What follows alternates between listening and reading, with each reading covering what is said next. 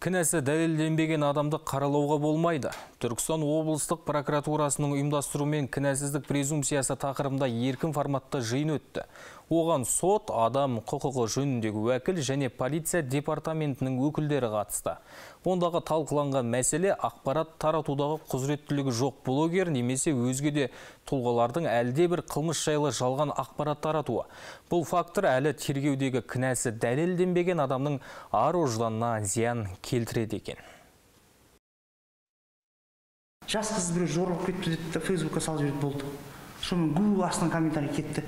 Пока ол біздің отдел мониторингін көріп болам дегенше, ол енді официально пожелание Верховного суду деген сайт бар, оған салмайтын, общий доступқа салып жіберетін кез болады.